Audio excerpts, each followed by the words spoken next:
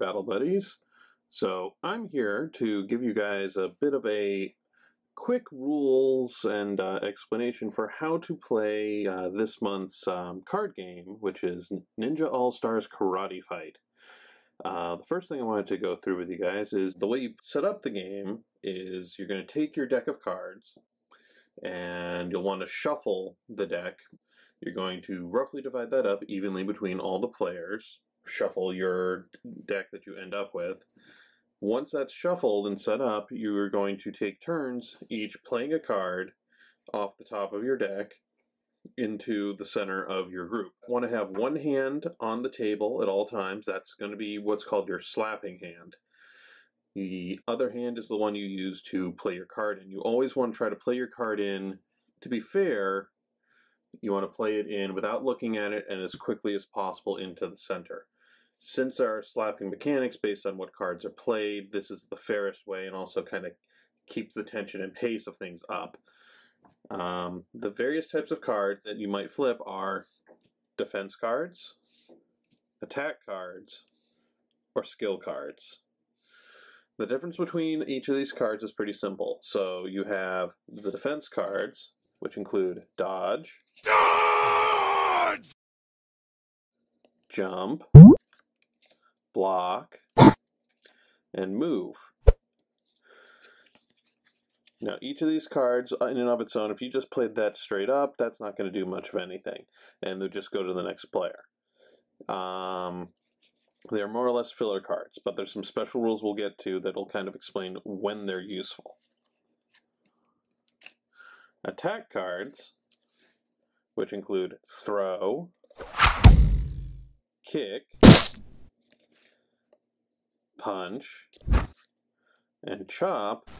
These are the cards that are going to start the action and get you a way to win cards. You'll note that on each of these, there's a number that's indicated on the card. That number is the number of cards the person who's next after you has to play another attack card or a skill card. If they fail to do so, you win the stack of cards that's currently in the middle of the game board. If they play an attack card, it moves to the next person. If you're playing with two people, that means it would move back to you. You play back and forth. If there's more than that, then you just keep going around the circle. The last set of cards is called the skill cards. So the skill cards, we have strike, counter, junkin, 1, 2, 3, and stare. So each of these has their own special rules. So a strike card, if someone plays a strike card, you need to slap the deck as quickly as possible. Whoever strikes first takes the stack when the strike card is played. The counter card works like an attack card, except that it reverses the order of play. So if you had 3 people playing and you were moving in a clockwise fashion around the circle, when you play the counter card, then you would start moving counterclockwise from the person who played it, and would act as a attack card with 2 cards left for the person to counter back with. The Junkin card is a card that causes everyone to have to play Junkin, which is essentially rock, paper, scissors.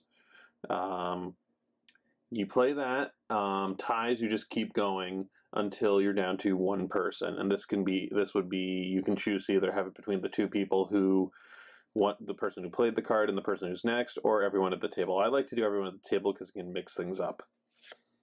The last one is the stare card.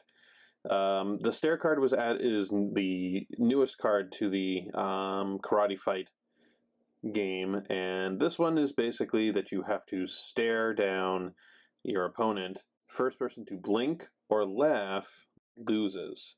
There are no other rules to the stare down. And remember, ninjas have no honor. So that's the basics of the cards. The other things that you should know about, however, are that there are combinations of cards that will result in ability to slap the deck as well. For example, if 2 of any of these defense cards gets played in a row, then you can slap that because that's what's called a clumsy defense. You have to call out that it was a clumsy defense when you slap it, but then you get to take the deck.